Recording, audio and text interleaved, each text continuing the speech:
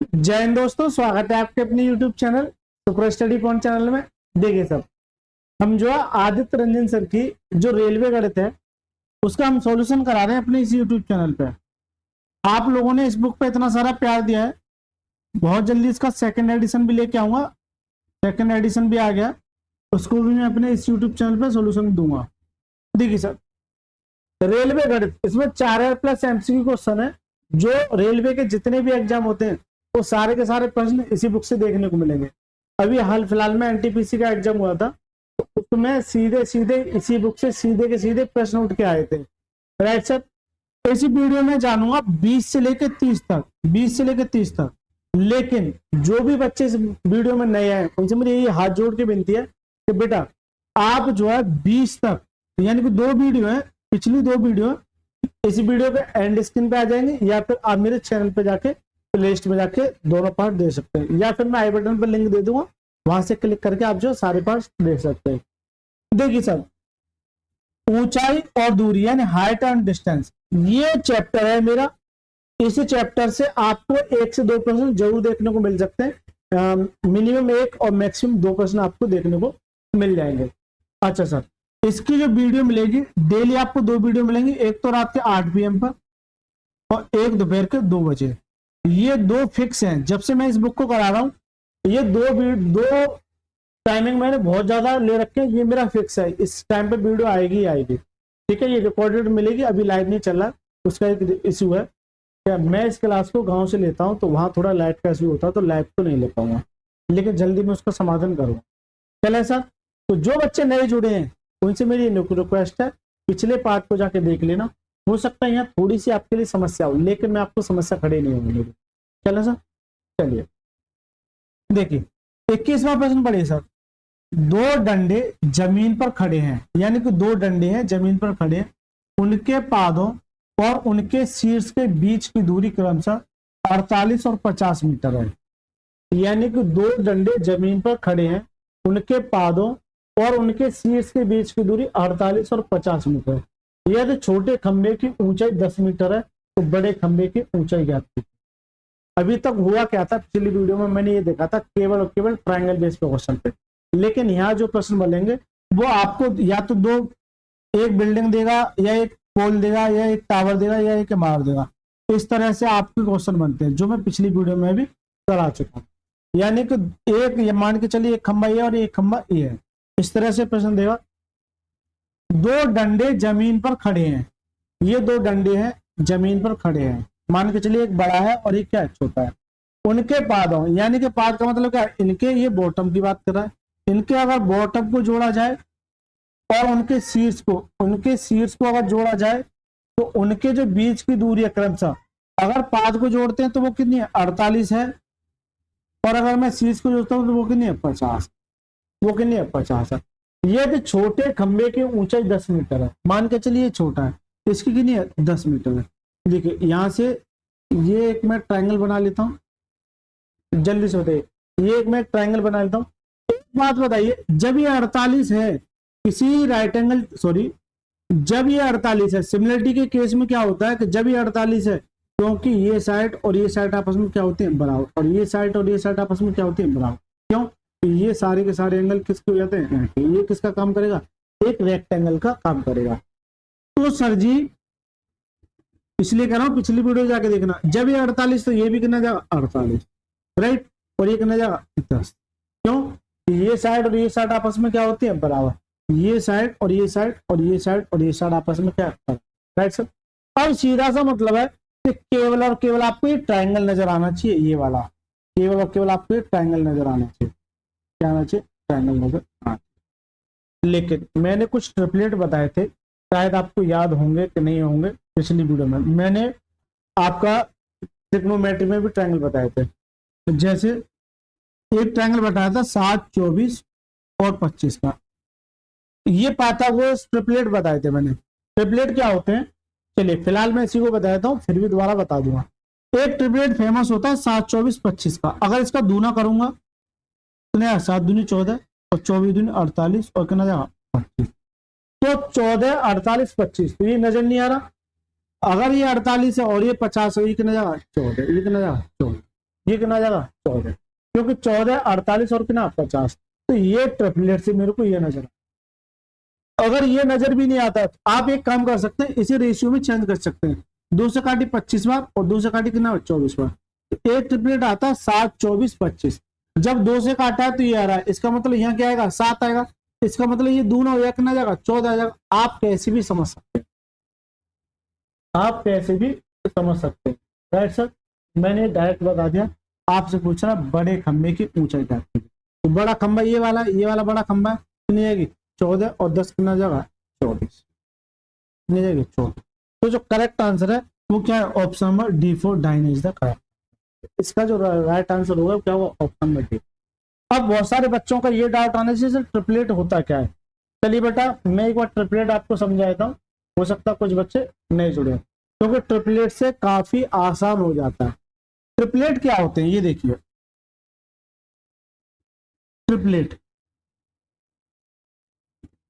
Triplets वह होते हैं किसी राइट एंगल ट्राइंगल में लगते हैं। जैसे अगर मैं ट्रिपलेट की बात करूं तो ये कोई राइट एंगल ट्राइंगल है, मान के चलिए 3 है और ये क्या है 4 है, तो ये बताइए ये क्या होगी।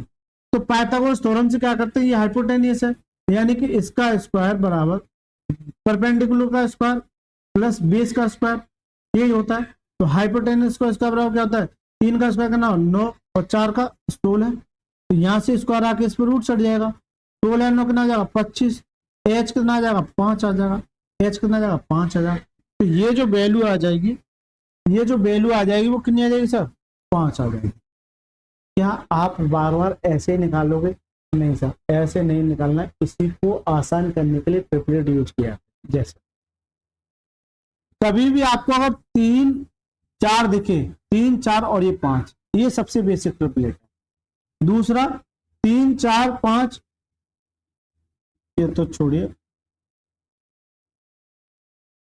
5 12 और 13 और 7 24 और 25, ठीक है। बाकी मैं सारे ट्रिपलेट लिख दूंगा, इसे मैं रफ कर देता हूँ। ये तो मैंने आपको केवल और केवल ये समझाने के लिए कहा था कि आगे ट्रिपलेट का यूज कैसे होता है। देखिए 3 4 5 और एक ट्रिपलेट होता है 5 12 13 1 7 24 25, ठीक है। मोस्टली जो ट्रिपलेट होते हैं वो सारे लिख देता हूं उधर पहले।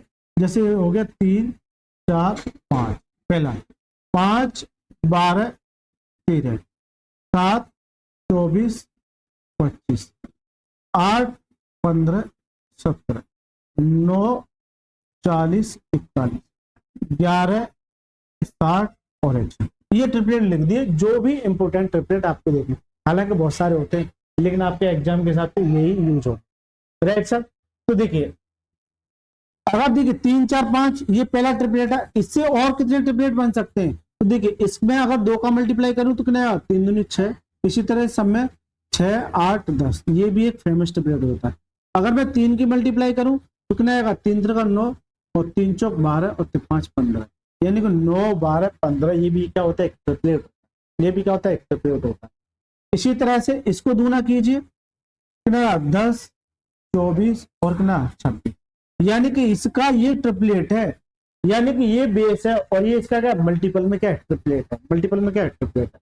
अगर 3 गुना करोगे इसको तो कितना आएगा 5 3 15 और 12 3 36 और 13 3 39, यानी कि 15 36 39, इस तरह से सारे के सारे ट्रिपलेट बन जाते। लेकिन आपको ये ट्रिपलेट अगर बेस पता है तो आप कोई भी ट्रिपलेट आसानी से निकाल सकते हैं। इसी तरह से इसका दूना करोगे तो 7 दूनी 14 और 24 दूनी 48 और कितना जो अभी यूज हुआ, जो अभी सवाल में हाल फिलहाल में यूज हुआ। अगर 3 गुना करोगे तो 7 तिया 21 और 24 तिया 72 और 25 तिया 75, यानी 21 72 75, ये भी क्या है एक ट्रिपलेट बन जाए। ये आपको ट्रिपलेट का ज्ञान होना जरूर है सर। जल्दी से बताइए समझ में आ रहा नहीं आ रहा। चलिए तो ये सवाल, पहला सवाल आपके समझ में आ गया होगा। इस तरह का पीछे में एक सवाल में करा के आ चुका हूँ, ये इंपॉर्टेंट हो जाता है एग्जाम के साथ। 22वां प्रश्न क्या कहता है, पढ़िए इस सवाल को सर। 22वां प्रश्न कहता है 1.5 मीटर लंबा एक पर्यवेक्षक 28.5 मीटर की दूरी पर एक टावर के आधार के समान सतह पर खड़ा है। 1.5 मीटर लंबा एक पर्यवेक्षक 28.5 मीटर की दूरी पर की दूरी पर टावर के आधार के समान सतह पर खड़ा है। यदि मीनार के शीर्ष को देखने वाले प्रेक्षक का उन्नयन कोण 45 डिग्री है तो मीनार की ऊंचाई कितनी? मीनार की ऊंचाई कितनी? ये भी एक अच्छा सवाल कह सकते हैं। सवाल पढ़ लिया सर आपने। अब देखिए 1.5 मीटर लंबा एक पर्यवेक्षक, यानी कि यहाँ कोई 1.5 मीटर लंबा एक कोई पर्यवेक्षक है और 28.5 मीटर की दूरी पर यहाँ कोई टावर है, यहाँ कोई एक टावर है, इससे इसकी जो दूरी है वो कितनी है? 28.5 मीटर। कितनी है? 28.5 मीटर। दोबारा से देखिए, अच्छा सवाल कह सकते हैं। 1.5 मीटर लंबा एक पर्यवेक्षक 28.5 मीटर की दूरी पर एक टावर के आधार के समान सतह पर खड़ा है, यानी कि जो इसमें खड़ा हुआ है उसी पे ये खड़ा हुआ है। यदि मीनार के शीर्ष को देखने पर, यानी कि ये मीनार है, मीनार के शीर्ष को देखने पर वाले प्रेक्षक का उन्नयन कोण, यानी कि एलिवेशन एंगल कितना है? 45 डिग्री। तो अगर मैं यहां से अगर मैं इसकी बात करूं तो ये कितना है? ये एंगल बनेगा यहाँ पे, ये एंगल मैं बता चुका हूँ डिटेल में पीछे। ये कितना बनेगा? 45। कितना बनेगा? 45 डिग्री। तो ये बताओ मीनार की ऊंचाई, यानी कि इसकी ऊंचाई आपसे पूछिए। ठीक है, ये पिछले वाले सवाल की तरह हो गया सेम। तो देखिए मैंने ये बताया अगर ये 28 है तो ये भी 28.5 आ जाएगा। तो ये क्या 1.5 है, राइट? ये क्या 1.5। लेकिन मैं सबसे पहली क्लास में ये भी बता चुका हूँ कि किसी अगर ट्राइंगल है, अब आप नीचे वाले को भूल जाओ 1 मिनट के लिए, आप इस नीचे वाले को भूल जाओ, ये है ही नहीं, ऐसा समझिए ये नीचे वाला है ही नहीं, ये नीचे वाला ये है ही नहीं। तो क्या ये आपको ट्रायंगल नजर नहीं आ रहा? जल्दी से बता दो, क्या एक आपको ट्रायंगल नजर नहीं आ रहा? कौन सा?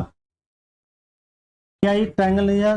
किसी राइट एंगल ट्रायंगल में देखिए, इधर देखिए, मैं ट्रायंगल बता चुका हूँ कि कोई राइट एंगल ट्रायंगल है, अगर ये एंगल यानी एंगल ऑफ एलिवेशन कितना? 45 डिग्री है। कितना? 45 डिग्री। तो मैंने ये बताया था इसका जो रेशियो होता है क्या होता है? 1:1 और क्या होता है? √2 होता है। 1:1 और √2 होता है। लेकिन इसके साथ साथ मैंने 2 और बताए थे सबसे पहली क्लास में कि जब एंगल 60 होता है, यानी कि ये 60 होता है, तो 60 के सामने मैंने ये बताया था यहाँ क्या आता है? √3 और यहाँ क्या आता है? 1 आता है और ये क्या जाता है? 2 आ जाता है।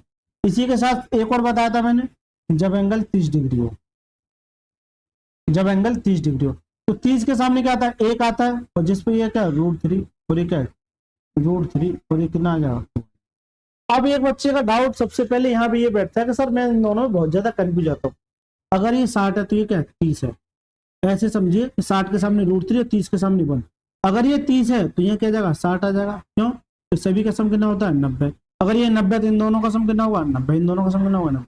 60 के सामने √3, 30 के सामने 1 और 90 के सामने क्या जाएगा? तो क्या ये 45, मैंने तीनों बता दिए, क्या ये 45 वाली प्रॉपर्टी नहीं देगा? अगर ये 28.5 है तो ये भी कितना? 28,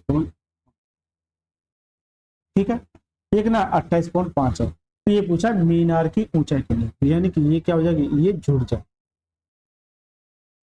तो 28 और 1 29, 29 और आधा कितना जाएगा? 30। कितना जाएगा? 30 मीटर जो होगी तो क्या होगी? मीनार की ऊंचाई। तो जो करेक्ट आंसर हो जाएगा वो क्या जाएगा? ऑप्शन नंबर ए फॉर आत्मा इज द करेक्ट, यानी कि 1 नंबर सवाल कह सकते हैं। जब ऐसे सवाल आते हैं तो थोड़ी सी परेशानी खड़ी कर सकते हैं, लेकिन मैंने टाइप बाय सारे के सारे सवाल कराए, इसलिए कह रहा हूँ कि आप पिछले पार्टों को जाके जरूर देखिएगा, मजा आएगा। सर जल्दी से बताइए कमेंट बॉक्स में, मजा आ रहा है कि नहीं आ रहा है? जल्दी से बताइए। चलिए 23वां प्रश्न क्या कहता है? एक पतंग 296 मीटर लंबे धागे से, वो एक पतंग है। अब ये सवाल जो बनेगा पतंग वाला बहुत ज्यादा आ जाता है। फिर एक पतंग 296 मीटर लंबे धागे से, एक बात बताइए, कोई अगर पतंग है, मान के चलिए ये कोई एक पतंग है, ठीक है, जब ये उड़ेगी तो इस तरह से तो उड़ती है। यहाँ मान के चलिए कोई बंदा उड़ा रहा है इसे, ठीक है, ये कोई बंदा उड़ा रहा है इसे, ठीक है, ये जब उड़ा रहा है तो इस तरह से तो उड़ेगी। इसकी जो धागे की लंबाई कितनी है? 204। तो बार बार तो ऐसे नहीं कि बंदा भी बनाओगे और ये पतंग, ये तो आपको डिनोट करने के तरीके। जमीन से 2 मीटर ऊंचाई वाले एक व्यक्ति के हाथ से बिंदु पर 30 डिग्री का उन्नयन कोण बनाते हुए उड़ रही है। जमीन से पतंग की ऊंचाई ज्ञात करो, यानी कि यहां से ये बता दो कि ये ऊंचाई कितनी है। तो क्या इस तरह से सॉल्यूशन दोगे? नहीं सर। देखिए सर, मान के चलिए यहाँ कोई बंदा है, इस तरह से ये बंदा है, ऐसा तो नहीं बार बार ऐसे बनाओगे। ये इसका यहाँ चलिए हाथ, यहाँ से ये क्या पतंग उड़ा रहा है, ये बंदा है, यहाँ से ये पतंग उड़ा रहा है। वो जब पतंग उड़ा रहा है तो वो इस तरह से पतंग उड़ रही होगी, यहाँ पे कोई पतंग उड़ रही है ऐसे, ठीक है। ये जो पतंग उड़ रही है इसकी क्या 296 मीटर, 296 मीटर, जमीन से 2 मीटर की ऊंचाई वाले, यानी कि इस व्यक्ति को किया है 2 मीटर इसकी ऊंचाई है। द्वारा से पढ़िए, जमीन से 2 मीटर ऊंचाई वाले एक व्यक्ति के हाथ से, ये व्यक्ति है इसके हाथ से, ठीक है, ये व्यक्ति है इसके हाथ से, ये 2 मीटर ऊंचाई वाले, यहां से जब एंगल बनता है, ये जो एंगल बनता है हाथ से बिंदु पर 30 डिग्री का कोण बनाते हैं। यानी ये हाथ है, ऐसा नहीं एंगल यहां से बनेगा, यहां से नहीं बनाना एंगल, ये गलत है। तो ये कह रहा है कि इस हाथ से जो एंगल बनता है यहाँ कुछ ना कुछ ऊंचाई रही होगी। मान के चलिए ये ऊंचाई इस बंदे से डिनोट होगी, ये ऊंचाई इस बंदे के अनुसार डिनोट होगी। अब यहाँ जो एंगल बनता है वो कितने का बनता है, वो एंगल जो बनता है वो कितने का बनता है, 30 का बनता है, 30 डिग्री। कितने का बनता है, 30 डिग्री का। क्या ये पिछले वाले सवाल की तरह हुआ कि नहीं हुआ, जल्दी से बता दो। अगर ये 2 है तो ये भी कितना जाएगा, 2 आ जाएगा, 2 आ जाएगा। 30 के केस में क्या कहता है, अगर 30 के केस में मैंने अभी बताया था, पीछे देखिए, इसलिए कह रहा हूँ 30 के केस में मैंने ये बताया था, 30 के सामने क्या होता है 1, और ये कहता है √3 और ये क्या होता है 2। आ जी सर। अब कुछ बच्चे हो सकता है कि ये नए आए हो, तो देखिए बेटा ये मैंने आपको बता दिया, इसलिए कह रहा हूँ पिछली क्लास को जाके देखिए। अभी फिलहाल आपको ये याद रखना है कि 30 के केस में ये इनका रेशियो बनता है, क्योंकि बार बार मैं इतना डीप में जाके सॉल्यूशन नहीं हूँ, बेसिक में बता के आ चुका हूँ, ठीक है, बेसिक में आपको बता के आ चुका हूँ, इसलिए बार बार मैं बेसिक पर नहीं जाऊंगा। ये मैंने कुछ कंसेप्ट बना रखे एंगल के, एंगल ऑफ एलिवेशन के मैंने कंसेप्ट बना रखे कि मैं केवल एंगल देखे तो ये इनका रेशियो बढ़ जाएगा, 60 देखे तो ये इनका रेशियो, 45 देखे तो ये इनका रेशियो बढ़ जाएगा। तो देखिए 30 के केस में क्या आता है, यहाँ 1 और यहाँ क्या √3 और ये क्या जाता है 2 आया, क्या जाता है 2 आया। लेकिन एक बात बताइए कि 2 रेशियो की वैल्यू कितनी है, ये इसका कितने गुना हो जाएगा, इससे काटोगे तो ये गुना हो जाएगा, 2 एकम 2, 2 चौक 8 और 2 8 16, 148 कितना आ जाएगा 148। जब ये 148 गुना, क्योंकि इस वाले ट्रायंगल की बात कर रहा हूँ, इस 2 को मत देखना, मत इसे भी 48, इस वाले ट्रायंगल की, जब ये 148 गुना है तो सर जी ये भी 148 गुना हो जाएगा, 148, ये कितना हो जाएगा 148, यानी यहां से यहां तक की जो दूरी है कितनी 148।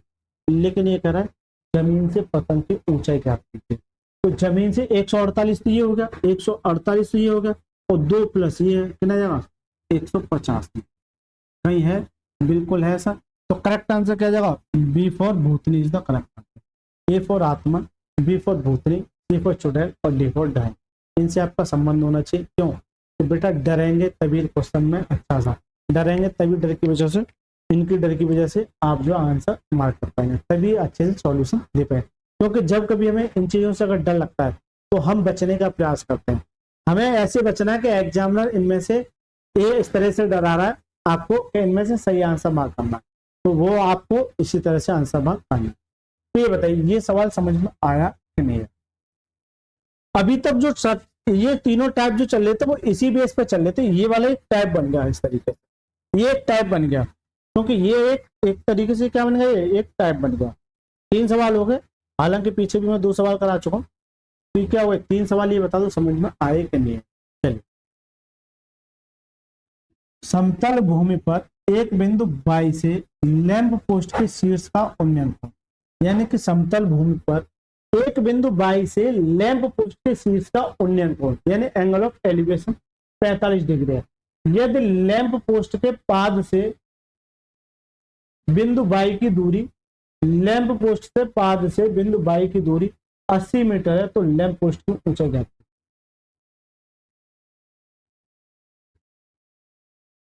देखिए ये भी एक अच्छा सवाल कह सकते हैं इसको, दोबारा से देखिए, समतल भूमि पर एक बिंदु बाई से, समतल बिंदु एक बिंदु बाई से, ये बाई है मान लीजिए, ये क्या बाई, बाई से लैंप पोस्ट, ये कोई लैंप पोस्ट है समझे, लैंप पोस्ट के शीर्ष का उन्नयन कोण, लैंप पोस्ट के शीर्ष का उन्नयन, बाई से मान के चलिए ये कोई बाई है, इसमें लैंप पोस्ट का उन्नयन कोण ये क्या है, ये कोण क्या है, ये 45, कितना 45 डिग्री, कितना 45 डिग्री। यदि लैंप पोस्ट के पाद से बिंदु बाई की दूरी, यानी कि यहां से यहां तक को जो दूरी है, ये क्या है, इसे मैं लैंप पोस्ट बोल सकता हूं, लैंप पोस्ट, लैंप पोस्ट, ये क्या है, लैंप पोस्ट हो गया, राइट सर। ये कितनी है, 80 मीटर, 80 मीटर है। जब ये 80 मीटर तो ये भी 80 मीटर होगी, जल्दी से बता दो, ये 80 मीटर तो ये भी 80 मीटर होगी। अब एक बताए 45 के केस में क्या बनता है, 45 के केस में ये बनता है, अगर ये 1 है तो ये 1 है, अगर ये 100 है, 10 है तो 10 है, अगर ये 80 है तो ये भी 80 है। इसका मतलब अगर ये 80 है तो ये भी कितना होगा, 80 होगा, ये भी कितना होगा, 80 होगा, और ये कितना होगा, 80√2 हो जाएगा। लैंप पोस्ट की ऊंचाई कितनी होगी,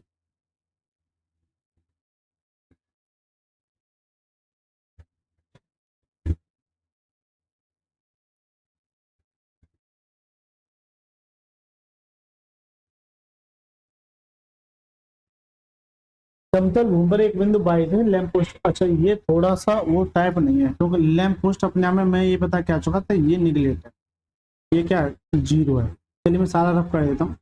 देखिए लैंप पोस्ट की कोई भी लंबाई नहीं दे रखी है, कोई ये बिंदु बाई है, कोई ये बिंदु बाई है, जबकि ये लैंप पोस्ट है। इस लैंप पोस्ट से ये जो दूरी है वो कितनी है, 80 है, लेकिन इसके शीर्ष से ये जो कोण बनता है वो कितना बनता है, 45 डिग्री का, कितने का बनता है, 45 डिग्री। दोबारा से पढ़िए, समतल भूमि पर एक बिंदु बाई से, एक बिंदु बाई से लैंप पोस्ट के शीर्ष का उन्नयन कोण, ये बिंदु है, ये क्या है, बाई एक बिंदु है, बाई कोई लैंप पोस्ट नहीं है, बाई एक बिंदु है, उल्टा कर दिया था ना, बाई एक बिंदु है। जब ये 80 है, जब ये 45 है, तो यहाँ 80 80, तो जो लैंप पोस्ट होगा वो कितने का होगा, 80 का। Correct answer option number B for बोथनी इज द करेक्ट आंसर। तो ये तो हलवा सवाल है, बहुत ज्यादा कंफ्यूज कर रहा है लैंग्वेज से, लेकिन आपको कंफ्यूज नहीं होना है। चले सर देखिए 25वां सवाल पढ़िए सर।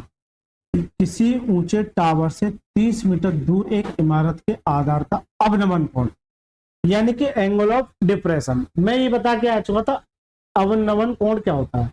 देखिए एंगल ऑफ एलिवेशन ये होता है, यानी उन्नयन कोण ये होता है थीटा। इसी तरह से हालांकि जो एंगल उन्नयन कोण होता है, यानी एंगल ऑफ एलिवेशन होता है, वही डिप्रेशन होता है। सिर्फ और सिर्फ आपको डिनोट करना आना चाहिए। जैसे मान के चलिए ये कोई, इसका अवनमन कोण क्या होगा, अवनमन कोण क्या होता है। देखिए अगर यहाँ से कोई व्यक्ति है और यहाँ कोई एक लड़की खड़ी है, अगर ये इसे देख रही है, ये अगर इसे देख रहा है, तो वो जो कहलाता है वो क्या कहलाता है, उन्नयन कोण, यानी एंगल ऑफ एलिवेशन कहलाता है, राइट सर। लेकिन यहाँ पर कोई एक लड़की अब इस लड़की को देख रही है, तो यहाँ से ये इस तरह से देख रही होगी, इस तरह से, लेकिन जैसे ये इसकी इस पर नजर पड़ी तो ये ऐसे नीचे देखेगी, ऐसे नीचे देखेगी, तो ये जो थीटा बनेगा तो वो क्या बनेगा, ये थीटा है, ये थीटा क्या कहलाता है, अवनमन कोण, अवनमन कोण, ठीक है, यानी कि अवनमन कोण यानी एंगल ऑफ डिप्रेशन।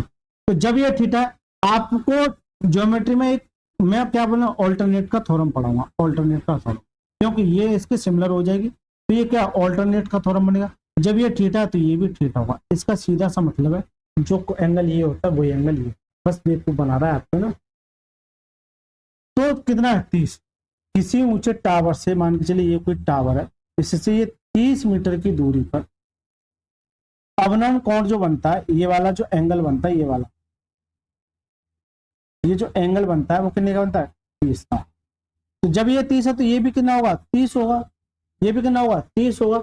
इस टावर की ऊंचाई बताइए, यानी कि ये जो टावर है इसकी ऊंचाई बताइए। तो 30 के केस में क्या होता है, अगर ये 1 है तो ये क्या है, √3 है, और ये क्या जाता है, 2 आ जाता है, ठीक है। इसका मतलब है कि √3 की वैल्यू क्या है, 30 है, यानी 30 जो है ये √3 की वैल्यू है। आपसे क्या जानना चाह रहा है, इसकी वैल्यू आप बताएं, इसकी वैल्यू है 1 की, इसकी 1 की वैल्यू। अब इस तरह से कोई ऑप्शन नहीं दे रखा है, इसका मतलब क्या है, तो ये √3 मेरे को यहाँ से हटाना पड़ेगा। अब √3 कैसे हटाओगे, इस √3 का तो नीचे मल्टीप्लाई, जब नीचे किया है तो ऊपर भी √3 का मल्टीप्लाई, क्यों, तो जब इन दोनों से ये दूसरे को काट लेंगे, इसलिए ऊपर नीचे √3 का मल्टीप्लाई। √3 मिलके क्या देगा, 3, और इसे 3 से ये कितनी हो जाएगा 10 बार, कितना आएगा 10√3, कितना आएगा 10√3। तो जो करेक्ट आंसर आ जाएगा वो क्या जाएगा ऑप्शन नंबर ए फॉर आत्मा इज द। ये अभी तक जो पढ़ रहा था मैं उन्नयन कोण पढ़ रहा था, अभी आ गया अवनमन कोण यानी कि angle of depression. Angle of depression मैं बहुत ज्यादा डिटेल में शुरुआत में बता के आ चुका हूँ कि ये कोण क्या होता है, ये कैसे पहचानेंगे और ये कोण क्या होता है, ये कैसे पहचानेंगे। फिर भी मैंने आपको एक बार यहाँ बता दिया राइट सर, इसलिए कर रहा हूँ पिछली वीडियो जाके जरूर देख लो। चलिए, एक इमारत के शीर्ष से एक टावर के शीर्ष और पाद का उन्नयन कोण और अवनमन कोण क्रमशः 60 और 30 है। यदि इमारत की ऊंचाई 5 मीटर है तो टावर की ऊंचाई ज्ञात है। सीधी सी बात है, इमारत छोटी होगी और टावर क्या होगा बड़ा होगा। तो देखिए अगर ये टावर है यहाँ पे और ये क्या एक इमारत है, इसे मैं लिख सकता हूँ टावर और इसे बिल्डिंग लिख सकता हूँ। इमारत के शीर्ष से एक टावर के शीर्ष, ये टावर के क्या पूछा टावर की ऊंचाई, ठीक है। ये अच्छा इमारत की ऊंचाई है। चलिए दोबारा से देखिए, एक इमारत के शीर्ष से एक टावर के शीर्ष और पाद का उन्नयन कोण और अवनमन कोण। अगर मैं ये बात करूं कि शीर्ष से एक टावर के शीर्ष का जो उन्नयन कोण बनता है वो क्या बनता है 60 डिग्री बनता है, लेकिन पाद का उन्नयन अवनमन कोण, अब पाद का अवनमन कोण ये जो एंगल बनता है वो क्या बनता है, यहां से जो एंगल बनता है वो क्या बनता है 30 डिग्री बनता है। क्या बनता है 30 डिग्री। यदि इमारत की ऊंचाई ये 5 है, इमारत की ऊंचाई ये 5 है तो टावर की ऊंचाई। अब ये ऐसा सवाल बन गया, क्या मैंने ये डायग्राम जो बनाया वो सही बनाया, एक बार देख लो। एक इमारत के शीर्ष से, एक इमारत के शीर्ष से टावर के शीर्ष के और पाद, टावर के शीर्ष और टावर के शीर्ष और पाद, ये बनेगा। एक मिनट, ये शायद मुझे थोड़ा सा डाउट हो रहा है क्योंकि ये कह रहा है टावर के शीर्ष, तो टावर के शीर्ष और पाद, इमारत के शीर्ष से, एक मिनट, इमारत के शीर्ष से, इमारत के शीर्ष से एक टावर के शीर्ष, एक टावर के शीर्ष और पाद का जो कोण बनता है वो कितना बनता है इस तरह से, क्योंकि इस पर मैं करूंगा तो 60 और ये 30, ये शायद मुझे लगता है ऐसे नहीं बनेगा। देखो कैसे बने, ये एक अलग टाइप बन गया। अच्छा सवाल कह सकते हैं, कोई ये टावर है और ये क्या एक बिल्डिंग है राइट सर, इस तरह से ये जुड़ी हुई है। जब इनके शीर्ष की बात आती है यानी कि ये टावर और इसकी अगर शीर्ष की बात करती है, इनका जो कोण बनता है वो बनता है किसका 60 का, कितने का 60। लेकिन टावर के शीर्ष और पाद का उन्नयन कोण यानी कि टावर के शीर्ष से शीर्ष का उन्नयन कोण और अवनमन कोण, जो अवनमन कोण बनता है वो इससे इसके पाद का बनता है, इससे इसका पाद का। इसका मतलब ये जो एंगल बनेगा ये वाला, ये अवनमनी तो होगा ये वाला, ये कितना है 30 है, ये कितना है 30 है। जब ये 30 है तो ऑल्टरनेट एंगल से ये कितना आ जाएगा 30 आ जाएगा। ये अच्छा सवाल कह सकते हैं, ऑल्टरनेट एंगल से कितना आ जाएगा 30 आ जाएगा। दोबारा से पढ़िए, ये सवाल को सही कह सकते हैं ना। दोबारा से देखिए, एक इमारत के शीर्ष से एक टावर के शीर्ष और पाद का उन्नयन कोण और अवनमन कोण 60 और 30 है। यदि इमारत की ऊंचाई कितनी है 5 है, यानी ये तो उन्नयन कोण होगा और ये क्या है अवनमन, ये कितना है 30। चलिए देखिए सर, और कुछ दे रखा है, ये केवल इसकी ऊंचाई दे रखी है। आपसे पूछ रहा है टावर की ऊंचाई क्या होगी, ये सारी की सारी ऊंचाई। अब इसे कैसे निकालोगे सर, इसे निकालने के लिए 30 के सामने क्या आता है 1 आता है और ये क्या आता है √3 आता है, यह कहता है √3 आता है। इसका सीधा सा मतलब एक की वैल्यू क्या है 5 है, तो ये कितने गुना 5 गुना, तो जब ये 5 गुना तो ये भी 5 गुना आ जाए। इसका सीधा सा मतलब है कि ये जो वैल्यू आएगी 5√3 आ जाए, क्या जाएगी 5√3 राइट, 5√3 आ जाएगी। और 60 के केस में, 60 के जो केस में बनता है वो क्या बनता है, ये √3 आता है और ये क्या आता है 1 और ये क्या आता है 2। तो 60 के केस में ये √3 है और ये क्या 1 है। इसका सीधा सा मतलब एक की वैल्यू ये है एक की वैल्यू ये है, तो इसकी वैल्यू क्या हो जाएगी, यानी कि 5√3 आ जाएगा। तो कितना आ जाएगा, ये आ जाएगा सर, ये √3 मिला के कितना देगा, 3 देगा, और 3 से काटो कितना, 15, ये कितना आ जाएगा 15, और कितना आ जाएगा, ये क्या 20 है लास्ट, ये वाला, ये मुझे लगता है 20 ही दिखा है ना, ये 20 मीटर है। तो देखिए ये कितना आ गया 15, जब ये 5 थी तो ये भी तो 5 होगी, जल्दी से बता दो, जब ये 5 है तो 15 ये है, ये वाली 15 है, और 15 + 5 कितने जगह, जो टावर की ऊंचाई होगी वो क्या होगी, ऑप्शन नंबर डी फॉर डायनेस तक। करेक्ट आंसर क्या जाएगा, option number D is the correct. अब ये थोड़ा सा मैं आपको दोबारा बताता हूँ, क्योंकि यहाँ आपको बच्चे को बहुत ज़्यादा मुझे लगता है देखने में, एक बच्चे का डाउट कमेंट आया था तो सर थोड़ा बड़ा लिखिए। चलिए बेटा बड़ा लिखता हूँ जिससे कि आपको ये परेशानी ना हो। ये कोई इस तरह से, ठीक है, मैं बड़ा एक बार लिख देता हूँ। ये इससे पाथ की बात है, तो यहाँ जो है एंगल बनता है वो कितने का बनता है, 60 डिग्री। लेकिन अगर अवनवन कोण की बात करूं इसके पाथ को जोड़ने पर, तो ये जो बनता है 30 का बनता है, तो जब ये 30 का तो ये भी 30 का हो जाए। ये कितना है, 5 है। 30 के केस में क्या होता है, अगर यहाँ √3 है तो ये क्या था 1 नहीं, वो कितना है 5 है। जब ये 5 होना तो ये 5 हो जाए, जब ये 5√5 ये है तो ये भी ये हो जाए, राइट सर, ये भी ये हो जाए। इसी तरह से 60 के केस में क्या होता है, ये √3 होता है और ये क्या होता है 1, तो एक की वैल्यू क्या है, ये है, तो ये कितने गुना हो जाएगा, इतने गुना, तो ये भी इतने गुना, यानी 5√3। यहाँ से कितना आ जाएगा, 15 आ जाएगा। यानी कि सर जी ये वाली वैल्यू कितनी आ गई, 15 आ गई, ये वाली वैल्यू, ये वाली, तो 5 ही है, तो 15 + 5 कितने। अभी तक का ये तगड़ा सवाल कैसे, अभी तक का इसे जो है एक नंबर सवाल कह सकते हैं, अच्छा सवाल कह सकते हैं। जल्दी से बताइए, मजा आ गया सवाल में, अच्छा सवाल कह सकते हैं। देखिए 27वां प्रश्न क्या कहता है, 30 मीटर ऊंचाई के टावर के शीर्ष से, यानी कि कोई एक टावर है, इसके शीर्ष से, किससे शीर्ष से एक आदमी 30 डिग्री के अवनवन कोण पर जमीन पर खेल रहे एक बच्चे को देख रहा है। देखिए ये सवाल इतना कंफ्यूज कर देगा आपको को हो सकता है परेशानी दे। 30 मीटर की ऊंचाई के टावर के शीर्ष से एक आदमी 30 डिग्री के अवनवन कोण पर जमीन पर खेल रहे एक बच्चे को देख रहा है। टावर के पास और बच्चे के बीच की दूरी ज्ञात कीजिए। गणना के लिए आदमी और बच्चे की ऊंचाई नगण्य, यानी कि ये है ही नहीं है, एक तरीके से बेवकूफ बना रहा है। तो ये तो सवाल काफी जो होगा, मान के चलिए कोई टावर है, यहाँ कोई एक आदमी बैठा हुआ है और यहाँ पे कोई एक बच्चा बैठा हो, वो इसे देख रहा है। जब ये देखता है तो इसका ये अवनवन कोण बनता है, ये देख रहा है, इसका ये अवनवन कोण तो इस तरह से बनेगा, लेकिन 30 डिग्री है, तो ये 30 डिग्री, जब ये 30 डिग्री है तो सर जी ये भी 30 डिग्री हो, ठीक है। ये क्या है, बच्चा, जबकि ये कह रहा है इनकी ना कोई हाइट है ना इनकी कोई इसमें रोल है, केवल ये सिर्फ दिखाने के लिए, राइट। ये 30 मीटर ऊंचाई, तो ये इसकी जो ऊंचाई दे रखी है कितनी दे रखी है, 30 दे रखी है। 30 के केस में क्या होता है, 30 के केस में ये होता है कि सर जी अगर ये 1 है और ये क्या है √3 है और ये कितनी रहती 2 हो जाती है, तो अगर ये 1 है और यहाँ कितनी दे रखी है 30, इसका मतलब क्या है ये 30 गुना है। जब ये 30 गुना तो सर जी ये भी 30 गुना हो जाएगी, कितनी हो जाएगी 30√3, कितनी हो जाएगी 30√3। तो करेक्ट आंसर क्या, ऑप्शन नंबर डी फॉर डायनेस द करेक्ट। जल्दी से बताइए मजा आया कि नहीं सवाल में, ये तो हलवा सवाल बन गया। अगर कंसेप्ट क्लियर है तो सवाल सब ऐसे ही हलवा लगेगा। चलिए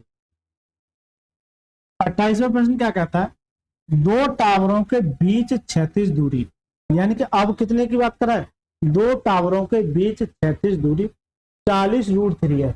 दूसरे टावर की चोटी से देखा जाए, दूसरे टावर की चोटी से देखा जाए तो पहले टावर के शिखर का अवनवन कोण, यानी पहले टावर के शिखर का अवनवन कोण, यदि दूसरे टावर की ऊंचाई 130 मीटर है तो पहले टावर की ऊंचाई ज्ञात कीजिए, पहले टावर की ऊंचाई ज्ञात कीजिए। देखिए ये भी सवाल अच्छा कह सकते हैं इसको, अच्छे सवाल है इसमें ना। 2 टावर है, मान के चलिए ये कोई टावर है और ये कोई टावर है, 2 टावर, 2 टावरों के बीच क्षैतिज दूरी, यानी ये जो क्षैतिज दूरी है वो कितनी है 40√3 है, कितनी 40√3 है। 2 टावर के बीच क्षैतिज दूरी दूसरे टावर के चोटी से, यानी कि ये टावर है, ये मान के चलिए दूसरे टावर की चोटी से देखा जाए तो पहले टावर, ये मान के चलिए दूसरा है और ये क्या है, पहला। ठीक है, दूसरे टावर की चोटी से देखा जाए तो पहले टावर के शिखर का अवनमन कोण, यानी कि यहां से जब ये देखता है ना ऐसे, ये जो देखता है इसका जो अवनमन कोण बनता है वो कितना बनता है, 30 डिग्री का। जब ये 30 डिग्री है तो ये भी 30 डिग्री। ये मैं आपको समझाने के लिए लिख रहा हूं इसका, हालांकि डायरेक्ट आप ये लिख सकते हैं कि ये कितना है, 30 है, ये कितना है, 30 है, ये कितना है, 30 है। यदि दूसरे टावर की ऊंचाई, यानी कि ये दूसरा टावर बना था, ये कितना 130 है, कितना 130 है, राइट सर, ये कितना 130 है।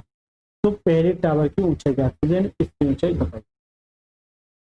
देखिए अब इसकी ऊंचाई कैसे निकालोगे, अगर ये 40√3 है तो मैंने ये बताया था ये भी 40√3 हो जाएगा, और 30 के केस में क्या होता है 1, और ये क्या आता है √3। जल्दी से बता दो ये कितना आता है √3। तो ये 40√3 जो है ये किसकी वैल्यू है, √3 की। इसका मतलब इससे ये कट जाएगा, तो ये कितने गुना आ जाएगा, 40 गुना आ जाएगा। तो ये कितना आ जाएगा, 40 आ जाएगा, कितना आएगा, 40। या फिर एक काम कीजिए, ऐसे समझिए, ये कोई एक ट्राइंगल है, ये 30 डिग्री का, अगर ये √3 होता है तो ये क्या होता है 1 होता है। अगर यहाँ 10√3 है तो यहाँ क्या जाएगा 10 आ जाएगा। अगर ये 40√3 है तो क्या जाएगा 40। क्यों, जब रेशियो लोगे तो आपको 1:1 में आएगा। इसका मतलब अगर ये 40√3 है तो ये कितना आएगा 40 आएगा। और जब ये वाली वैल्यू कितनी है 40 है, और ये टोटल कितनी है 130 है, इसमें से ये घटाओ तो कितना जाएगा 90 आ जाएगा ये वाली वैल्यू। जब ये वाली वैल्यू 90 है तो ये वाली वैल्यू कितनी हो जाएगी 90 हो जाएगी। इसका मतलब ये जो वैल्यू हो जाएगी 90, तो जो दूसरा टावर होगा कितने का होगा 90 मीटर का। तो जो करेक्ट आंसर आ जाएगा वो क्या जाएगा, ऑप्शन नंबर डी फॉर डायनेस्टर। अरे जल्दी से बताइए मजा आ रहा है कि नहीं आ रहा है, जल्दी से कमेंट बॉक्स में बताइए मजा आ रहा है कि नहीं आ रहा है, अच्छा लग रहा है नहीं लग रहा है। चलिए 29वां सवाल देखिए, ये सवाल ऐसे सवाल है कि थोड़ी सी मुसीबत दे सकते हैं, ये इतनी ताकत रखते हैं कि अच्छे से अच्छे सवाल को कैलकुलेशन में बढ़ा देते, लेकिन यहाँ इनका कोई ना कोई सॉल्यूशन होगा। चलिए मैं देख, एक भवन, क्योंकि इस तरह के जब ऑप्शन आते हैं ना तो बच्चा हाथ यहीं खड़ी कर देता है, लेकिन बेटा आपको ना प्रैक्टिस करके जानी है। देखिए पर ये सवाल को मैं देखता हूँ समय कितना हो रखा है, चलिए कोई दिक्कत नहीं है, समय का पूरा पूरा ध्यान रखा जाएगा। देखिए एक भवन के शीर्ष से समान ऊंचाई वाले दो घरों के अवनमन कोण, एक भवन के शीर्ष से, कोई भवन है उसके शीर्ष से समान ऊंचाई वाले दो घरों के अवनमन कोण पूर्व की ओर 45 और 30 डिग्री है। यदि दोनों घर 50 मीटर की दूरी पर है तो भवन की ऊंचाई,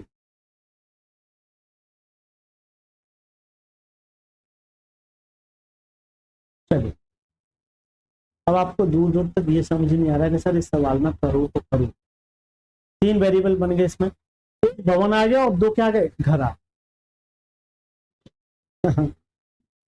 देखिए एक भवन आ गया और 2 क्या आ गए घर आ गए, लेकिन आपको सबसे पहले घबराना नहीं, शांति बनाए रखना।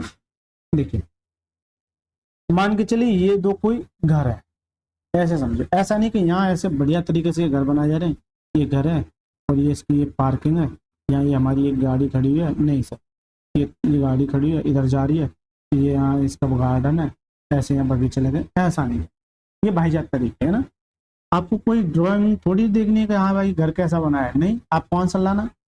तो ये क्या है, ये पहला घर है और ये क्या दूसरा घर है, समान ऊंचाई वाले दो घर, तो इनकी क्या ऊंचाई क्या है समान है, कि अवनमन कोण पूरब की ओर, यानी कि इधर की अगर बात करते हैं तो इसके जो अवनमन कोण बनते हैं, यहाँ कोई क्या है, ये भवन है, मान के चलिए ये कोई भवन। अब इसकी ऊंचाई नहीं दे रखी है, अरे सर इसकी ऊंचाई नहीं दे रखी है, इसका मतलब क्या है, यहाँ 0 है ये अपने आप में, इसकी ऊंचाई नहीं दे रखी। इसके जो अवनमन कोण बनते हैं भवन के शीर्ष से,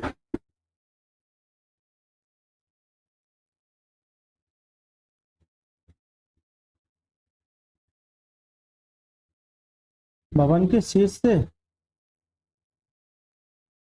अगर ये भवन में ऊंचा होगा तो ये तो ऐसे बनेगा फिर,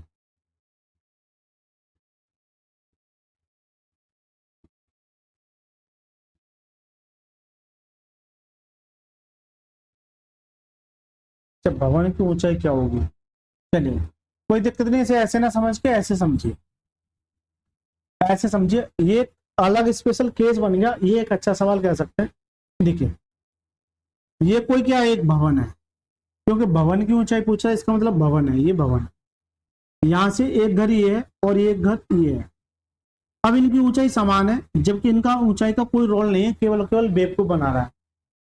जब शीर्ष से, भवन के शीर्ष से समान ऊंचाई वाले दो घरों के अवनमन कोण पूरब की ओर, जब ये देखता है, नीचे देखता है, और फिर ये अगर इसे देखता है, इसके जो अवनमन कोण बनते हैं, आप बार बार ऐसे नहीं बनाओगे कि ये इसका अवनमन कोण है, सीधा सा मतलब है कि अगर ये 30 बनता है तो ये क्या बनता है, 45 बनता है।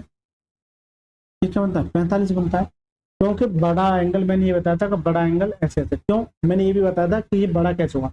जब एक बात होती है, आप अगर किसी चीज को ऐसे समझिए, मैं इस एंगल पे देख रहा हूँ, मैं क्या कर रहा हूँ, ये इस एंगल पे देख रहा हूँ मैं ऐसे, लेकिन मैं जब ऐसे ऐसे ऐसे ऊपर बढ़ूंगा तो क्या मेरी देखने का एंगल नहीं बढ़ गया, अरे जल्दी से अगर मैं ऐसे देख लूंगा और एंगल बढ़ जाएगा। इसका सीधा सा मतलब है कि ये अगर ऐसे देख रहा है और यहाँ से जैसी इसने दूरी देखी, तो ये जो एंगल क्या हो जाएगा, ये बढ़ जाए। दोनों घर 50 मीटर दूर है, यानी कि इसके और इसके बीच की दूरी क्या दे रखी है, 50 मीटर। ये बता दो भवन की ऊंचाई क्या है। देखिए इसके भी केस बनते हैं जो मैं शुरुआत में बता चुका हूँ, लेकिन जब सवाल आए तो इसके भी केस मुझे सर बताने पड़ेंगे। केस क्या क्या बनते हैं, देखिए पहला केस देखिए कि कोई एक बिल्डिंग है, यहां से यहां तक इसके दो कोण बनते हैं, क्या बनते हैं, दो।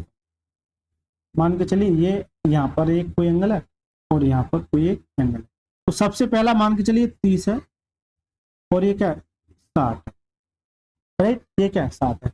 तो ये बता दो इनके जो एंगल, ये जो दूरी तय करते हैं, अधिक या दूरी तय करते हैं, इसको मोस्टली ये पूछता है।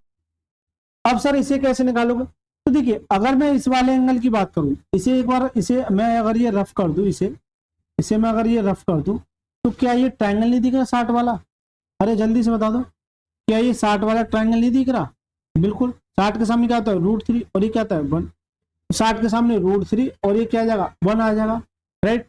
लेकिन इसके पीछे ये कह रहा है कि ये भी एंगल है, जो किसका बनता है, 30 का, इसलिए ये पी छोटे वाला एंगल यहाँ होता है, बड़ा इसके सामने होता है, इस बात को नोट कर। अब इसको मैं रफ कर दूं, अब आप जो इस वाले एंगल पे देखिए, एक मिनट, इस वाले एंगल को, इसे भूल जाइए, इसे भूल जाइए, तो क्या ये 30 के सामने क्या होता है, अब इस वाले एंगल को देखिए, तो ये 30 के सामने क्या होता है, 1 होता है, 30 के सामने क्या होता है, 1 होता है, ये 1 है, और ये क्या है, √3, और इस पे क्या आता है, क्या आता है। लेकिन एक बात बताइए, क्या ये ऊंचाई मेरी समान नहीं दिख रही है, अरे जल्दी से बता दो, क्या ये ऊंचाई मेरी समान नहीं दिख रही है। अब मैं इसे ऐड कर देता, क्या ये मेरी ऊंचाई समान दिख रही है आपको, यहाँ एक और यहाँ क्या √3 है, यहाँ क्या एक और यहाँ क्या √3 है, राइट सर। तो इसी ऊंचाई को बनाने के लिए, इसी ऊंचाई से आपका ये मान निकल के आ जाए, और ये मैं डायरेक्टली बताऊंगा कैसे होता है, अभी तो मैं प्रूव कर रहा हूं। तो ये ऊंचाई नहीं है, ये √3 हुई, क्या बना, तो यहाँ भी √3 बनाने के लिए क्या करोगे, क्योंकि 30 के सामने ये आता है और 30 की वैल्यू ये, इसका मतलब क्या, ये भी √3 हो जाएगा। जब यहाँ √3 का मल्टीप्लाई किया तो यहाँ भी √3 का, ये कितना आ जाएगा, 3 आ जाएगा, कितना आ जाएगा, 3 आ जाएगा। अब 3 में से यहाँ तक ये क्या, 1 है, जबकि टोटल कितना है, 3 है, तो 3 में से, इसी 3 में से एक जाए, कितना आएगा, 2 आ जाएगा, कितना आएगा, 2 आ जाएगा। तो सर जी यहाँ से मैंने जो केस में देखा, अब मैं इसे यहाँ लिख देता हूँ ना, अब मैं इसको यहाँ लिख देता हूँ, ये 30 डिग्री है और ये क्या है, 60 डिग्री है, प्रूव कर दिया मैंने एक तरीके से। तो यहाँ क्या आया था, ये आया था सर √3, और यहाँ 1, और ये कितना आ जाता है, 2 आया। देखिए √3 क्योंकि इक्वल हो गई, तो √3, 1 और 2, 1, 2 और 3, 60 के सामने √3, तो सबसे पहला केस आपका यही बन जाता है। तो ये फर्स्ट केस कह सकते हैं इसको, केस फर्स्ट। अब आ जाओ सर दूसरा, दूसरा केस क्या बनेगा, दूसरा केस देखिए इसी तरह से बनेगा, दूसरा केस इसी तरह से बनेगा। ये मान के चलिए 30 है और ये क्या है, 45, ये क्या है, 45, ये कैसा जी, 45 है। मैं एक और बात बता दूं आपको, चलिए बाद में बताऊंगा, अभी कंफ्यूज होगा। 45, इस वाले एंगल को देखिए, इस वाले को, इस वाले अगर एंगल को देखोगे, इस वाले, मैं अभी प्रूव कर रहा हूं ना, ये केस 2 कह सकते हैं इसको, डायरेक्ट आपको इतना याद रखना है कि जब 30 और 60 है तो ये कितना आएगा 2 और ये कितना आएगा 1 और ये कितना आएगा 2। अब कैसे याद रखना है, तो इसके सामने क्या था √3, ये क्या जा 1 और बचा क्या 2। ठीक है, 1 2 3 याद रखना है बस। 45 के सामने 1 और 45 के सामने 1। अब आ जाओ इस वाले एंगल पे, इस वाले पे, इस वाले एंगल पे। अगर पूरे इस वाले एंगल की अगर बात करोगे, इस वाले एंगल की, इस वाले एंगल की, ठीक है, अभी मैं डायरेक्ट याद करा दूंगा। तो 30 के केस में क्या होता है, ये 1 होता है।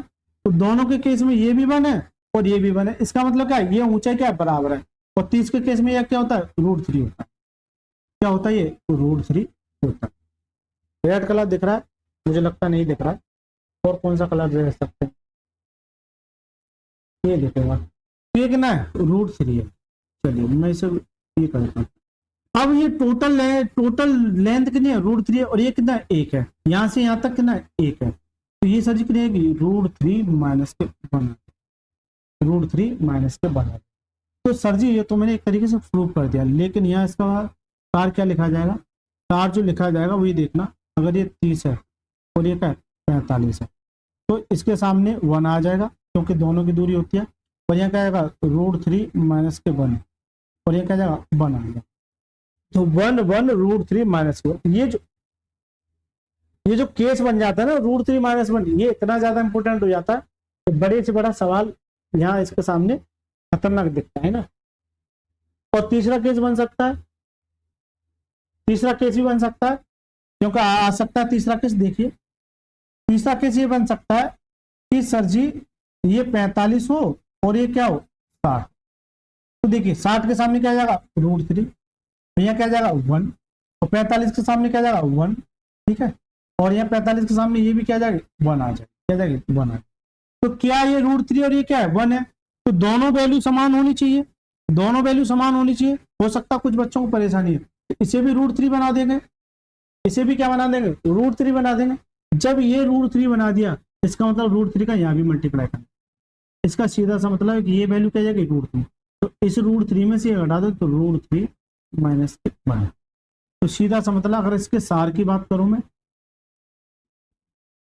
तो देखिए यहाँ √3 आ जाएगा और यहाँ 1 और यहाँ √3 माइनस 1।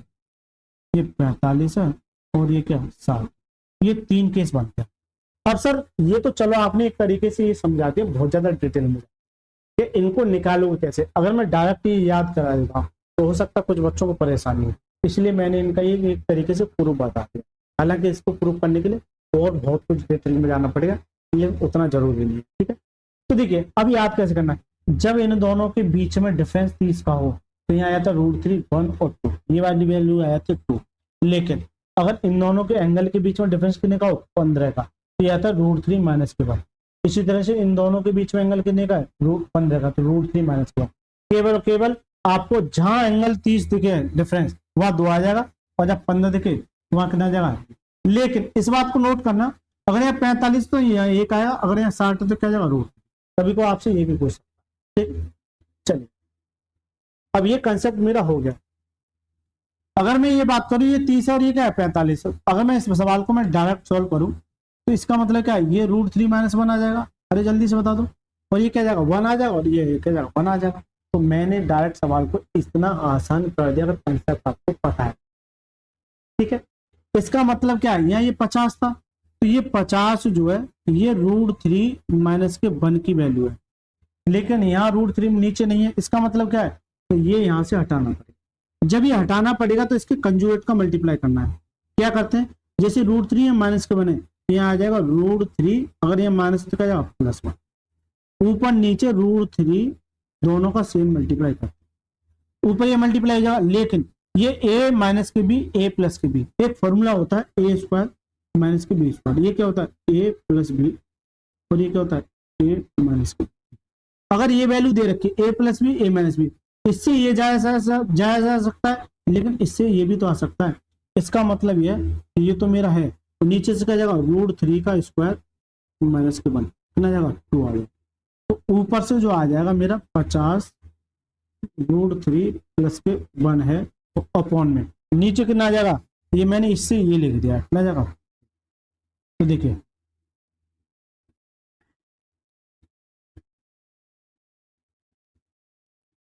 इसे मैं रफ कर देता हूँ, ये तो छोटा सा फॉर्मूला आपको आता हुआ, इससे काटो तो कितने 25, तो 25 यानी 25√3+1, 25√3+1। तो करेक्ट आंसर क्या है? ऑप्शन नंबर बी फॉर भूतनी इज द करेक्ट आंसर। ठीक है सर, करेक्ट आंसर क्या जाएगा? Option number b is the right answer. देखिए कितना बड़ा सवाल था और ऐसा लग रहा था कि सर इस सवाल में है क्या, जल्दी से बताओ। ऐसा लग रहा था कि सर सवाल को कैसे सॉल्व किया जाए। तो ये जो कंसेप्ट थे वो ये इतनी ताकत रखते हैं किसी सवाल को हिलाने के लिए, इनके बिना सवाल हिलेगा नहीं अगर ये छोटे छोटे कंसेप्ट आपको नहीं पता। ठीक है, कभी भी डर नहीं लगेगा। ऐसा मैं इतना डिटेल में जाकर तो कोई नहीं पढ़ाता, फॉर्मेलिटी करेंगे चले यार छोड़, बच्चे देख लेंगे। नहीं सर, बच्चे तो देख लेंगे, उससे पहले हमको भी देखना।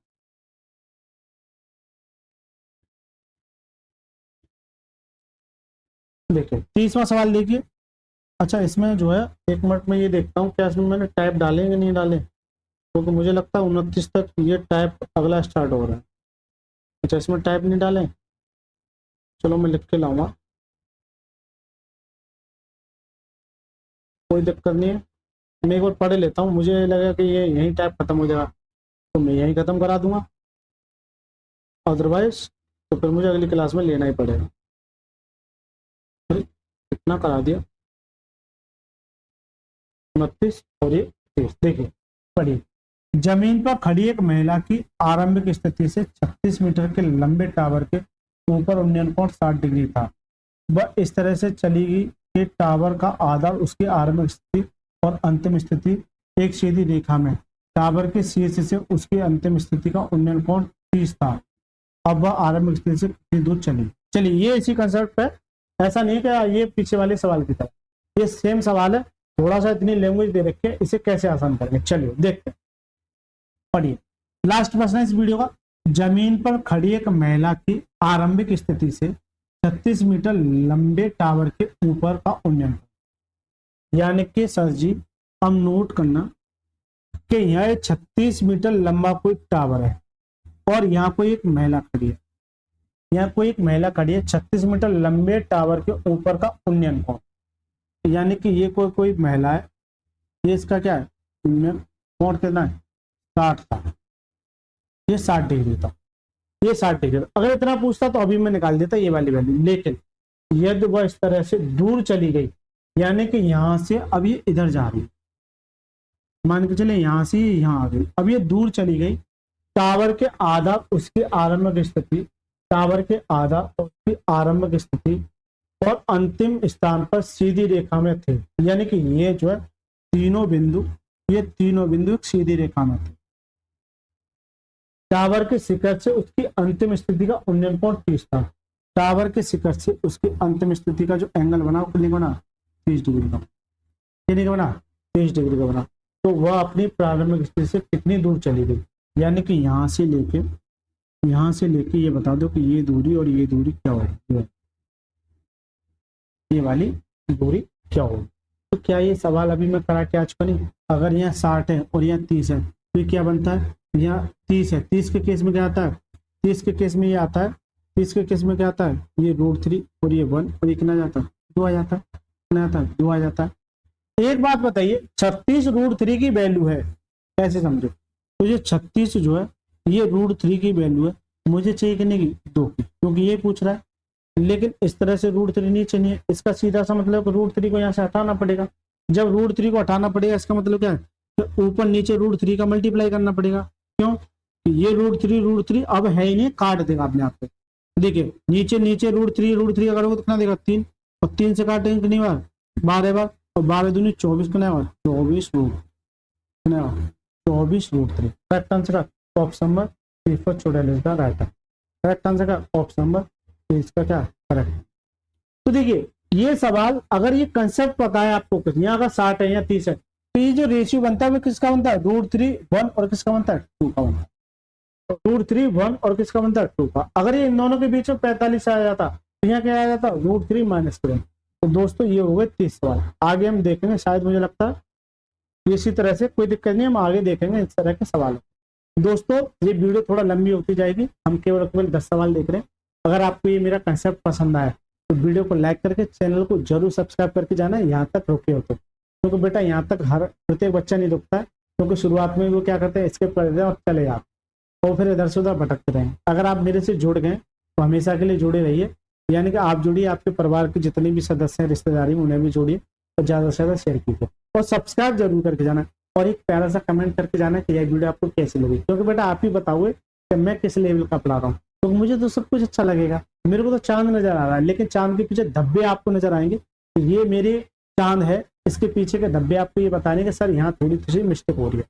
ठीक है, चलिए सर, कमेंट बॉक्स में अपना सुझाव दीजिएगा। मिलते हैं नेक्स्ट क्लास में, तब तक के लिए धन्यवाद।